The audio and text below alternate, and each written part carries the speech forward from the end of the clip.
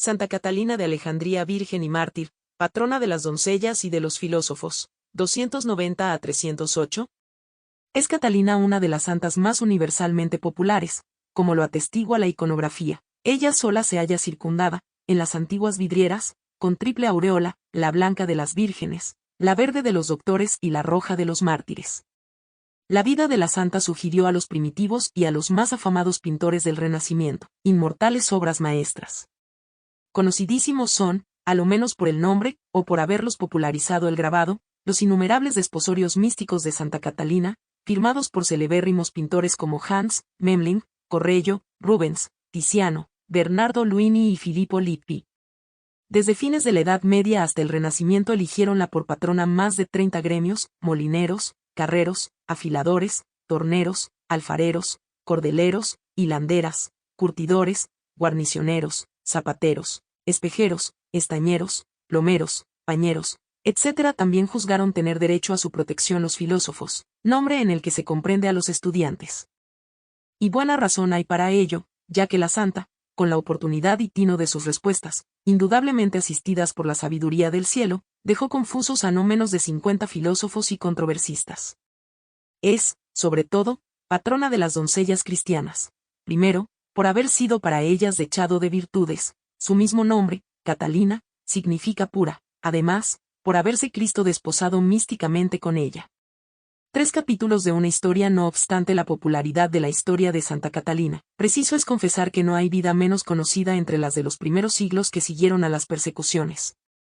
Los volandistas declaran que nadie puede afirmar con derecho nada probable de su biografía.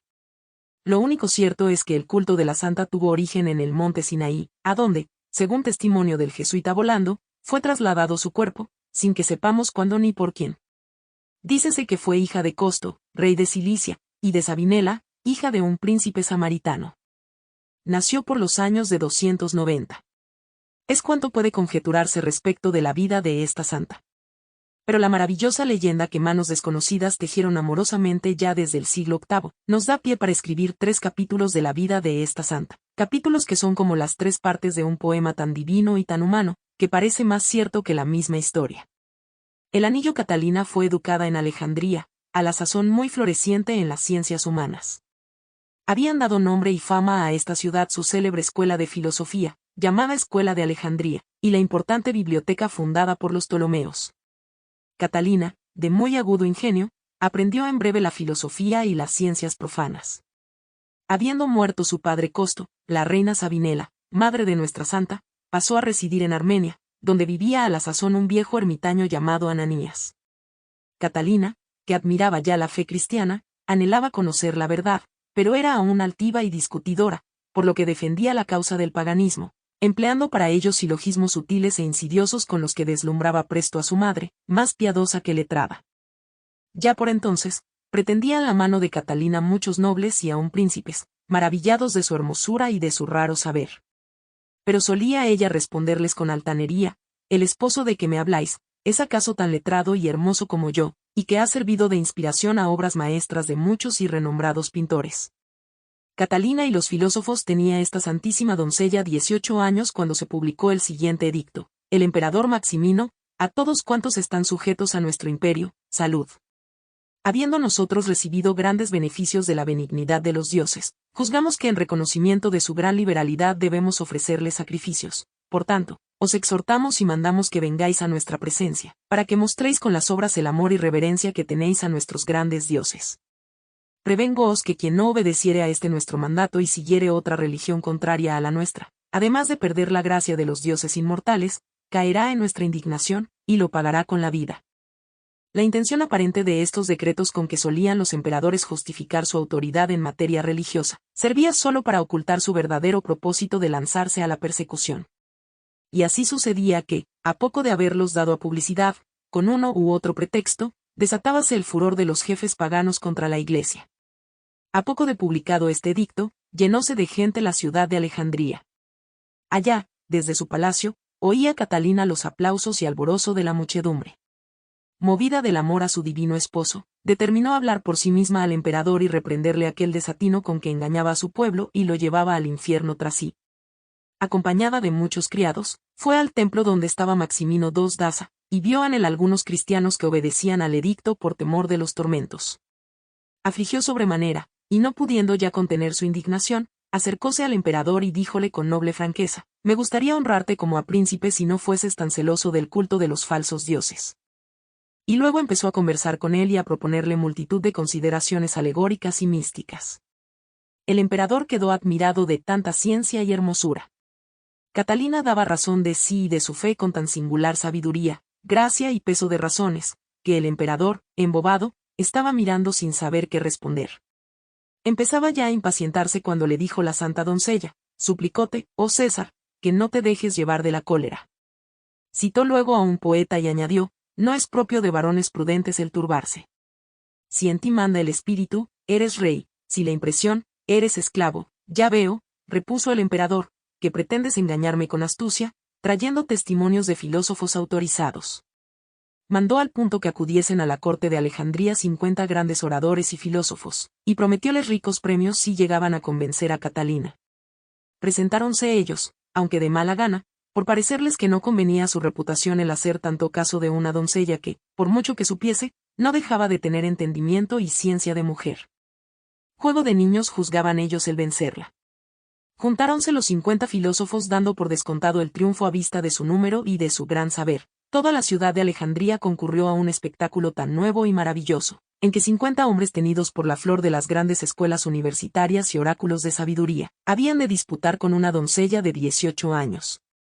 Catalina se encomendó al Señor. Un ángel del cielo vino a estarse a su lado para tranquilizarla y fortalecerla. Entablóse la disputa acerca de la encarnación. Sostenían los filósofos ser imposible que Dios se hiciera hombre y padeciera.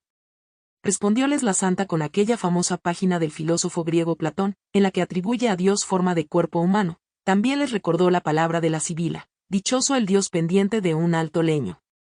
Dijo todo ello con taeneta claridad y gracia, que los filósofos, antes soberbios e hinchados, quedaron confusos y persuadidos de todo cuanto les decía la Santa Virgen y empezaron a dudar de la propia ciencia. Hubo sin embargo unos cuantos que, armados hasta los dientes con copia de argumentos que juzgaban incontrovertibles, quisieron entrar a discutir con la joven.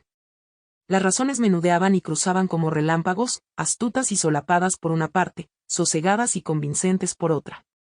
El emperador y el auditorio presenciaban la lucha, pero los filósofos acabaron declarándose vencidos. Maximino, ciego de furor, mandó que se encendiese una grande hoguera en medio de la ciudad, y fuesen quemados en ella los 50 filósofos. Catalina los instruyó en la fe y los alentó a morir por Cristo. Solo una cosa los afligía, y era el morir sin haber recibido el bautismo. Mas ella con rostro amoroso y blando los consoló diciéndoles que el fuego les serviría de bautismo y purificaría sus almas. Haciendo la señal de la cruz fueron puestos entre las llamas y dieron sus almas a Dios. El fondo de ahí que nombrasen patraña a Santa Catalina todos los gremios donde la rueda tiene alguna importancia, como el de torneros y afiladores. Los zapateros y guarnicioneros tomaron pie de estar sembrada la rueda de afiladas cuchillas, para pedir favores y protección a la Virgen de Alejandría. Otras adaptaciones parecen más difíciles de explicar.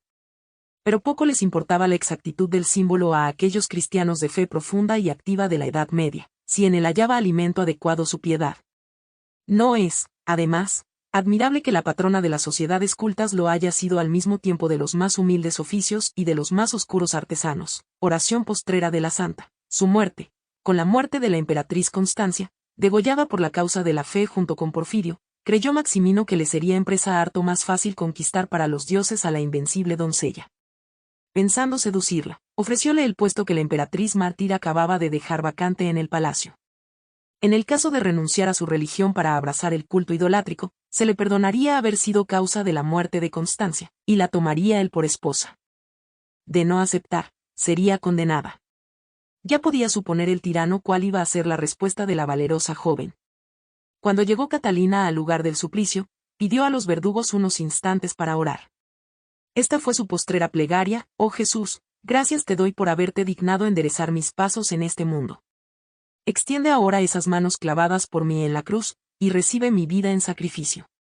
Acuérdate que somos carne y sangre, y no permitas que las culpas que cometí por ignorancia me sean echadas en rostro ante el tribunal de tu justicia, ni toleres tampoco que el cuerpo de tu esposa venga a manos de estos malvados.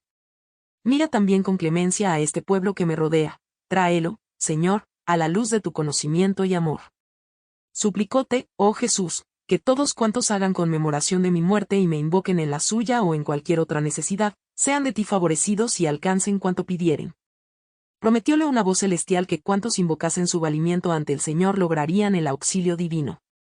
Uno de los soldados le cortó luego la cabeza, y corrió de la herida leche en lugar de sangre. Para que su sagrado cuerpo no fuese profanado, lleváronle los ángeles al monte Sinaí, que está a 20 jomadas de camino de Alejandría. De esta circunstancia echó mano la Iglesia para componer la oración litúrgica de la fiesta de la Santa, que es como sigue: oh Dios, que diste la ley a Moisés en la cumbre del monte Sinaí, y por ministerio de tus ángeles trasladaste al mismo lugar el cuerpo de la bienaventurada Virgen y mártir Catalina, suplicarnoste que por sus méritos e intercesión consigamos llegar al monte celestial que es Jesucristo. Santa Catalina fue martirizada el 25 de noviembre por los años de 308. Conclusión: excepto la parte que se refiere al desposorio místico, suceso que solo aparece en la geografía de la primera mitad del siglo XV, el anterior relato trae su origen casi en su totalidad de la leyenda áurea, famosa recopilación de vidas de santos compuesta en el siglo XIII por Santiago de Vorágine, arzobispo de Génova. Siglo y medio más tarde, el insigne orador popular San Vicente Ferrer, fraile dominico, al igual que Santiago de Vorágine, a menudo la propuso como ejemplo a sus oyentes. Juan XXII inscribió la fiesta de Santa Catalina en el calendario por los años de 1335. San Pío V la mandó celebrar con rito doble el año de 1568. No se nos pasa por alto que en esta biografía entra por mucho la leyenda, no faltan quienes por ello se han escandalizado. Nos parece criterio harto débil el de quienes solo se fijan en el pormenor anecdótico y en su alcance crítico, mientras ladean la esencia doctrinal y las lecciones subsiguientes. Dos sucesos históricos obligan con todo a los críticos a reconocer que Santa Catalina ha desempeñado importante papel en la Iglesia. Fue el primero el milagroso auxilio que por su intercesión lograron los cristianos en la época de las Cruzadas. El otro suceso también estrictamente histórico, es el de las apariciones de Santa Catalina a Santa Juana de Arco, la cual hablaba siempre con entrañable amor de las que ella llamaba sus queridas santas, y a quienes, decía, siguió siempre fielmente en sus consejos. Santa Catalina de Alejandría, ruega por nosotros que recurrimos a ti. Gracias por llegar al final. Si te ha gustado, comenta, dale dedito arriba, comparte y activa la campanita de las notificaciones. Si tienes sugerencias, son bienvenidas. Nos ayudan a brindarle mejores publicaciones y nuestro equipo contesta con gusto los comentarios. Con María Madre, como Reina Protectora y Abogada nuestra. Dios te bendiga.